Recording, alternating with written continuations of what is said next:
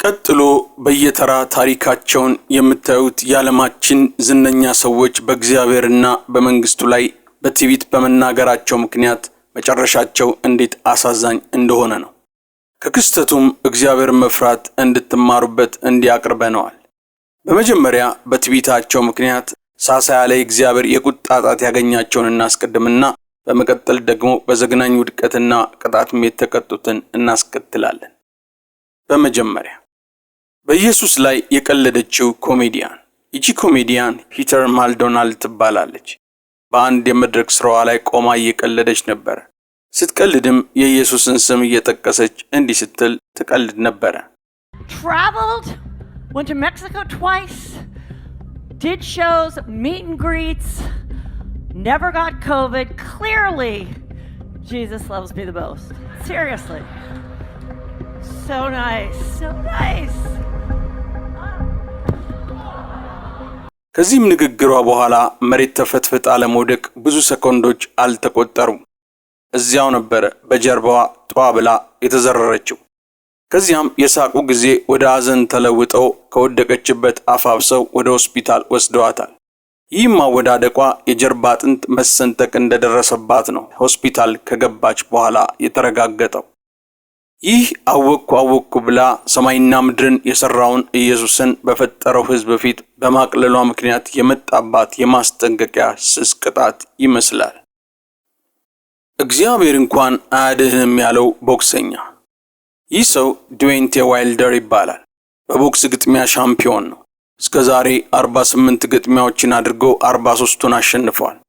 ታዲያ ይህ ሰው በአንድ ውድድር በክርስቶስ ከሚያምን ታይሰን ፊውሪ ከሚባል የእግዚአብሔር ሰው ጋር የቦክስ ግጥሚያ ያደርጋሉ። ግጥሚያውን ከማድረጋቸው በፊት በአንድ ጠረጴዛ ዙሪያ ፊት ለፊት ተቀምጠው የስነ ልቦና ጦርነት ያደርጉ ነበር። እኔ አሸንፋለሁ፣ አንተ አታሸንፍም እየተባባሉ የሚመኩበትን የየራሳቸውን አምላክ እየጠቀሱ የእምነት አዋጃቸውን ያውጁ ነበር። ይህ በእንዲህ እንዳለ ታይሰን የተባለው በክርስቶስ የሚያምነው ቦክሰኛ የሚደገፍበትን አምላክ እየጠቀሰ ኢየሱስ ክርስቶስ አዳኝ ነው፣ እግዚአብሔር ከኔ ጋር ከሆነ ማንም ሊቋቋመኝ አይችልም፣ ሰውነት ውስጥ የርኩሳን መናፍስትና የመሳሰሉት መተቶች ቢገቡብም ማሸነፍ አትችልም፣ ግጥሚያውን ካሁኑ ተሸንፋል እያለ እንደሚያሸንፈው አስረግጦ ነገረው። ቀጥሎ ደግሞ ተጋጣሚ ዋይልደር የተባለው ቦክሰኛ በተራው እንዲህ ያለ መፎከር ጀመረ። ያንተ እግዚአብሔር በእኔ አምላክ ላይ ሊነሳ፣ በምድር ላይ ማንም ሰው አሸንፎኝ አያውቅም፣ ታይሰን አንተንም ጨምሮ ብሎ ከመለሰ በኋላ በትዊተር ገጹ ደግሞ ጨምሮ ሲፎክር አስቀድሜ ነግሬሃለሁ፣ በመጀመሪያው ዙር እደፍቅሃለሁ፣ ይህን ደግሞ አደርገዋለሁ፣ አምላክ የምትለው እግዚአብሔር እንኳን ከሁለተኛው ዙር አያድንም፣ ይህን ቃል ገባልሃለሁ ብሎ በእግዚአብሔር ላይ የድፍረት ቃል በመናገር ፎከረ። ዋይልደር የማይነካውን እግዚአብሔር ጠቅሶ እንዲከፎከረ በኋላ የቦክሰኞቹ የግጥሚያ ቀን ደረሰና ወደ ቦክስ ሪንግ ገብተው ግጥሚያቸውን አደረጉ። ሁለተኛውን ዙር አታልፍም፣ እግዚአብሔር እንኳን አያድንም ያለው ዋይልደር እንደፎከረው ሳይሳካለት ሁለተኛውን ዙር አልፎ እስከ 11ኛው ዙር ቢታገልም ትንቢታዊ ንግግሩ ሳይሆን ቀርቷል። ዋይልደር ብዙ ጊዜ እየተደበደበ አንዳንድም እያመለጠ አንዳንድም ሲቀናው እየደበደበ ዘለቀ። በአምላኩ ተመክቶ እግዚአብሔር ከኔ ጋር ከሆነ ማን ይቃወመኛል ያለው ታይሰን በርኩሳን መናፍስት የሚደገፈውን ዋይልደርን ብዙ ጊዜ ለመዘረር በሚዘነዝራቸው ቡጤዎች እየተሳኩለት በተደጋጋሚ ዋይልደርን ማንገዳገድና ብዙ ጊዜ መሬት ላይ መጣል ችሎ ነበር። አንድ ጊዜ ደግሞ ዋይልደር ታይሰን የሰነዘረበትን ምት መቋቋም አቅቶት እግሩ ስር ወድቆ እስከ መንበርከክ ደርሶ ነበር። በመጨረሻም ታይሰን በቀኝ እጁ በሰነዘረው ኃይለኛ ምት ተጋጣሚውን ከመሬት ደባለቀው። ዋይልደር ከታይሰን በተሰነዘረበት በዚህ ኃይለኛ ቡጢ መሬት ላይ ወርዶ ተዘረረ። ከዚያ በኋላ የተገኘው ግን የመመርመሪያ አልጋ ላይ ተኝቶ ነው። ምናልባት በታይሰን ቡጢ ጭንቅላቱ ተነክቶ ይሆናል በሚል ጥልቅ ምርመራ በዶክተሩ ተደርጎለታል። በእግዚአብሔር ላይ ትዕቢት አዘል የድፍረት ንግግር የተናገረው ዋይልደር ሽንፈቱን ከነፍረቱ ተከናንቦ የዓለም ዜናዎች መዘባበቻ ሆኖ አልፏል። አዎ ዋይልደር ላይ የተፈጸመው ትዕቢት ውድቀትን ትቀድማለች፣ አትሳቱ፣ እግዚአብሔር አይዘበትም የሚለው የመጽሐፍ ቅዱስ ቃል ነው። ካሚላ ሃሪስ የቀድሞ የአሜሪካ የዲሞክራቶች ምክትል ፕሬዝዳንት የነበረችው ካሚላ ሃሪስ ከዶናልድ ትራምፕ ጋር ፓርቲዋን ወክላ ትወዳደር ነበር።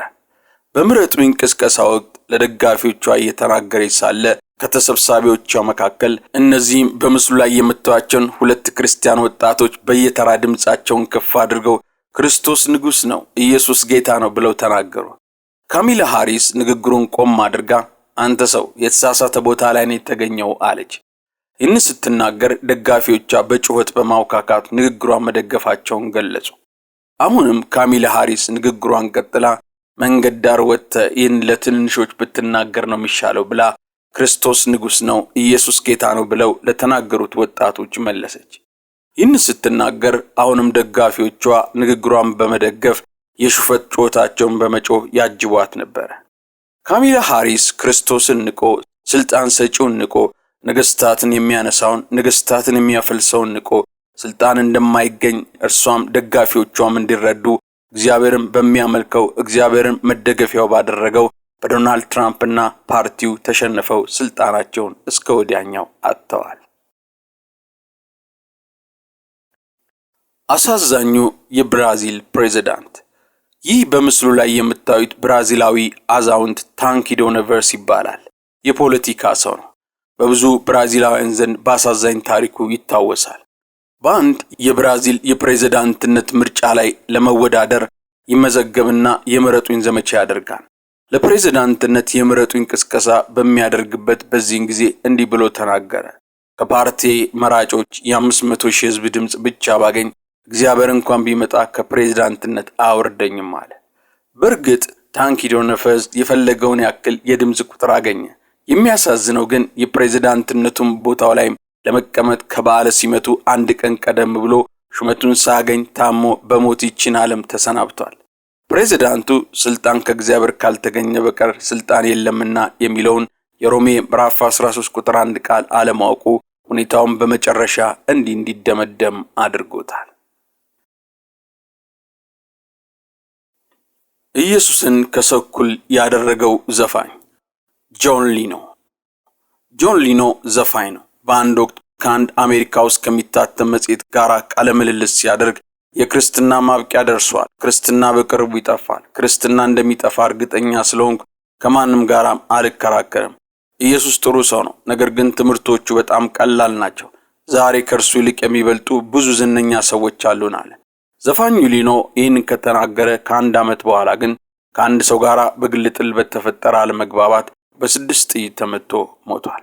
ጆን ሊኖ ክርስትና በቅርቡ ይጠፋል ያለው ክርስትና ቀጥሏል፣ እርሱ ግን ጠፍቷል።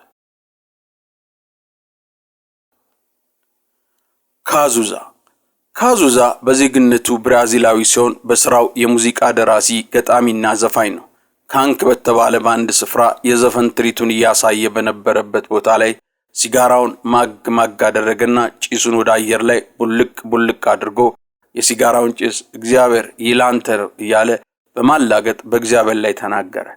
ካዙዛ ይህንን የትዕቢት ንግግር ከተናገረ በኋላ ብዙም በሕይወት አልቆየም። በኤችአይቪ ተይዞ ለብዙዎች መካከለኛ ዕድሜ በሆነው ቁጥር ላይ እንኳን ሳይደርስ ገና በ32 ዓመቱ እቺን ዓለም ተሰናብቶ ሄዷል። የማምለጫዋን ቀን ያላወቀችው ምስኪን ተዋናይ። እቺ ተዋናይ ማርሊን ሞኖሮ ትባላለች። ማርሊን ሞኖሮ ለብዙ እንስት የአሜሪካ የፊልም ተዋናዮች በምርጥ ተዋናይነት በምሳሌነት በየዘመናቱ ትነሳለች። በአንድ ትዕይንቷ በሚቀርብበት ቦታ ላይ ትዕይንቷን ልታቀርብ እየተዘጋጀች ባለችበት ጊዜ ታዋቂው የወንጌል ሰባኪ ቤሊ ግራም በመንፈስ ቅዱስ ተመርተው ወንጌልን ሊሰብኳት ወደዚች ሴት ይሄዳሉ። ተጠርታ መጣ ስብከቱን ከሰማች በኋላ ማርሊን ያንተን ኢየሱስ አልፈልግም ብላ በቁጣ ከወንጌል ሰባኪው አጠገብ ሄደች። ይህ ከሆነ ከአንድ ሳምንት በኋላ ግን ምክንያቱ በወቅቱ ምን እንደሆነ ባልታወቀ ሁኔታ የገዛ አፓርታማ ውስጥ ሞታ ተገኝታለች። እግዚአብሔር ከፊት ለፊቷ ካለው ሰይጣን ከደገሰላት ሞት ሊያድናት ወዶ መልእክተኞችን ቢልክላትም ከመቀበል ይልቅ በትዕቢት መልሷ ሕይወቷ ሳይድን ቀርቷል። ቦን ስኮት ዘፋኝ።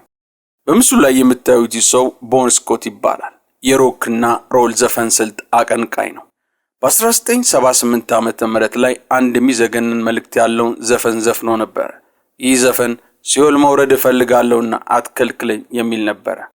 ዘፋኙ ቦን ስኮት ይህን ዘፈን ከዘፈነ በኋላ በፌብሩዋሪ ወር 1980 ዓመተ ምህረት ላይ በራሱ መኪና ውስጥ ሞቶ ተገኝቷል። ቦን ከኃጢአተኝነት አድነኝ፣ ከሞት አድነኝ ብሎ አምላክን መለመን ሲገባው በተቃራኒ ወደ ሲኦል መውረድ እፈልጋለሁ አትከልክለኝ ብሎ በራሱ ላይ ፈርዶ በራሱ ቃል ተጠምዶ ወደሚፈልገው ሄዷል።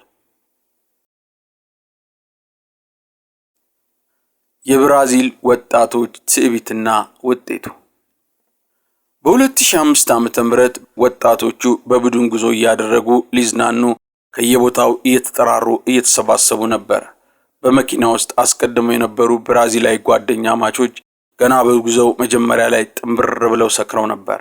በመኪና ውስጥም ከተጫኑት ወጣቶች በተጨማሪ ሌላ ሴት ጓደኛቸውን ለመጨመር ወደ ልጅቷ ቤት ይሄዳሉ። እንደደረሱም ጓደኛቸውን ይጠራሉ። ልጅቷም ከቤት ስትወጣ እናቷ ልትሸኛት አብራ ትወጣለች። እናት ወደ መኪናው ጠጋ ብላ በመኪና ውስጥ ያሉት ጓደኞቿን ስካር አይታ የልጇን በሰላም ወደ ቤት መመለስ ስላሳሰባት የልጇን እጅ ያዝ አድርጋ ልጄ እግዚአብሔር ይጠብቅሽ፣ እግዚአብሔር አብሮሽ ይከተልሽ አለቻት። ልጅቷ ለእናቷ ስትመልስ መኪናው ስለሞላ ለእግዚአብሔር ቦታ የለንም፣ ከፈለገ ግን ከኋላ ዕቃ መጫኛ ውስጥ መጫን ይችላል ብላ መለሰችላት። ልጅቷ ይህንን ከተናገረች በኋላ ወጣቶቹ ጉዟቸውን ቀጠሉ። ነገር ግን ከሰዓታት ጉዞ በኋላ አንድ የሚያሳዝን ክስተት ተከሰተ። ክስተቱም ዘግናኝ የመኪና አደጋ ነበረ። በመኪናውም አደጋ መኪና ውስጥ የነበሩት ወጣቶች በሙሉ በአሰቃቂ ሁኔታ አልቀው ተገኙ። መኪናውም በአደጋው ምክንያት ክፉኛ ከመጨማደዱ የተነሳ መኪና ነው ብሎ ለመለየት ያስቸግር ነበር። ከአደጋው በኋላ አስገራሚ ሆኖ የተገኘው ጉዳይ ወጣቷ ሴት እግዚአብሔር ከፈለገ ከኋላ ዕቃ መጫኛ ውስጥ ይቀመጥ ያለችው የኋለኛው የዕቃ መጫኛ ምንም ሳይሆን መገኘቱ ነው። ነገሩን የበለጠ አስገራሚ የሚያደርገው ደግሞ በመጫኛው ውስጥም በካርቶን የነበረ እንቁላሎች ሳይሰበሩና ምንም ሳይሰነጠቁ መገኘታቸው ነው። አደጋው ሲከሰት በወቅቱ በስፍራው የደረሱ ፖሊሶች ሁኔታውን አይተው እንቁላሎቹ እንዴት በዚህ ሁኔታ ሊተርፉ ቻሉ በማለት መገረማቸውን ገልጸዋል። የጋዜጠኛዋ የድፍረት ንግግር። በምስሉ ላይ የምትታየው ሴት ደግሞ ክርስቲያን ሃይወት ትባላለች። ዜግነቷ ጃማይካዊ ሲሆን በሙያ ጋዜጠኛና የመዝናኛ ፕሮግራም አቅራቢ ናት። ጋዜጠኛዋ በአንድ ወቅት የእግዚአብሔርን መንግስት የሚፈታተን አንድ የትዕቢት ንግግር እንዲህ ስትል ተናገረች። መጽሐፍ ቅዱስ እስካሁን በምድር ላይ ከተጻፉት ካነበብኳቸው መጽሐፎች ሁሉ እጅግ መጥፎ መጽሐፍ ነው ብላ በትዕቢት ተናገረች። የሚያሳዝነው ግን ይህንን ካለች ከጥቂት ጊዜ በኋላ በጁን ወር በ2006 ዓመተ ምህረት በሞተር ሳይክሏ ላይ ከነሷ ተቃጥላ ተገኝታለች። የታይታኒክ መርከብ ገንቢ። ስኬታማነቱም በምስሉ ላይ ገና ሲያዩት የሚመሰክረው ይህ ሰው ቶማስ አንደርሰን ይባላል። ባለጠጋና ስራውን ከመርከብ ግንባታ ጋር የተያያዘ ነው። በተለይ ከታይታኒክ መርከብ ጋር ታሪኩ ተያይዞ በድምቀት ይነሳል። አንድ ጊዜ ቶማስ አንደርሰን በዘመኑ እጅግ ግዙፍ የሆነ መርከብ ለመገንባት ያስባል። መርከቡን ለመገንባት አቅዶ ይነሳል። ግንባታውን ጀምሮ ነገሩ ይሳካለትና ግዙፏን የብሪቲሽ የቅንጦት መዝናኛ የሆነችውን ታይታኒክ የተባለችውን መርከብ ይሰራል። የመርከቡ ግንባታ ከተጠናቀቀ በኋላ በጋዜጠኛ የመርከቧን ደህንነትና አስተማማኝነት አስመልክቶ አንድ ጥያቄ ይጠይቃል። ቶማስ አንደርሰን ሲመልስ ውስጠ ወይራ በሆነ የድምጽ ቃና እግዚአብሔር እንኳን ቢመጣ ይህችን መርከብ ሊያሰጥማት አይችልም አለ። ከዚህም በኋላ በታይታኒክ መርከብ ላይ የሆነውን መልሱን ለማወቅ ከፈለጋችሁ በእውነተኛው ታይታኒክ መርከብ ላይ መስጠም ላይ ተንተርሶ የተሰራውን ታይታኒክ ፊልምን ማስታወስ ብቻ በራሱ በቂ ነው። በመርከቧ መስጠም ቶማስ አንደርሰን ጨምሮ ብዙዎች ይህችን ዓለም ትተው ተሰናብተዋል። ቲሞቲ ትሬድዌል። ይህ ሰው ደግሞ ቲሞቲ ትሬድዌል ይባላል። ሙያው በዱር እንስሳ ላይ ጥናት እያደረጉ ዶክሜንታሪ ፊልሞችን መስራት ነው። በተለይ የእርሱ ጥናት ስራዎችን በድቦች ህይወት ላይ የሚያተኩር ነው። በአንድ ወቅት የተለመደውን ዶክሜንታሪ ፊልሙን እየሰራ ሳለ በቀረጻው ወቅት በእግዚአብሔር ላይ እያላገጠና እግዚአብሔርን የሚፈታተን ንግግር እየተናገረ ይቀረጽ ነበር። በሚያሳዝን ሁኔታ ይህንን ከተናገረ ከ16 ቀን በኋላ ህይወታቸውን በሚያጠናው እግዚአብሔር በፈጠራቸው በእነዚያው ድቦች ተቦጫጭቆ ተበልቶ ህይወቱ አልፏል። ማድሊን ሙሪ አክቲቪስት። ይቺ ሴት ማድሊን ሙሪ ትባላለች። ራሷን የነጻነት ተሟጋች አድርጋ ነው የምትቆጥረው። ማድሊን ሙሪ እግዚአብሔር የለም የሚል እንቅስቃሴዎች ደጋፊና ተሟጋች ነበረች። ይህ ብቻ አይደለም፣ በኋላ ላይ ይህንን ትግሏን ከፍ አድርጋው እግዚአብሔር የለም የሚል አቋም የሚያራምድ ተቋም መስርታ የተቋሙ ፕሬዝዳንት ሆነች። እርሷ በምትኖርበት ባልቲሞር ግዛት ውስጥ ባሉትም ትምህርት ቤቶች ውስጥ ማንኛውም ሰው እምነቱን በትምህርት ቤቶች ውስጥ በነጻነት መተግበር የሚፈቅድ ሕግ ነበር። በዚህ ምክንያት ክርስቲያኖች ጸሎትና የመጽሐፍ ቅዱስ ጥናት አዘውትረው ያደርጉ ነበር። ይህች ሴት በትምህርት ቤቶች ውስጥ መጸለይና የመጽሐፍ ቅዱስ ጥናት ማድረግ እንዲከለከል ትታገል ነበር። በሕግ እንዲከለከል ጭምር ነበረ ትግሏ። ትግል በምትለው በዚህ አንድ ንግግሯ በኢየሱስ መስቀል ላይ እያላገጡ እስከ መናገር ተዳፍራ ነበር። ይህ ከሆነ በኋላ ግን በ1995 ዓመተ ምህረት ምክንያቱ ምን እንደሆነ በማይታወቅ ባልታወቁ ሰዎች ታፍና ተወስዳ ትጠፋለች። በመጨረሻም ፖሊስ ብዙ ፍለጋ ካደረገ በኋላ ማድሊን ተገላ ከልጇና ከልጅ ልጆቿ አጠገብ ተገኝታለች። ምንም እንኳን እነዚህ ሰዎች በእግዚአብሔርና በመንግስቱ ላይ እንዲህ አይነት ኃጢአትን ቢሰሩም ከዚህ አይነት ጥፋት ለመዳን ንስሐ በመግባት ምህረት የማግኘት ሰፊ ዕድል ነበራቸው። ነገር ግን እነርሱ ንስሐ ሊገቡ አላደረጉትም። ባለመውደዳቸውም መጨረሻቸው እንደዚህ አሳዛኝ ሆኗል። አትሳቱ፣ እግዚአብሔር አይዘበትበትም። ትዕቢት ውድቀትን ትቀድማለች። አዘጋጁ ትሪኒቲ ቲዩብ ነው። እግዚአብሔር ይባርካችሁ። ኢየሱስ ክርስቶስ የነገር ሁሉ መፍትሄ ነው። አሜን።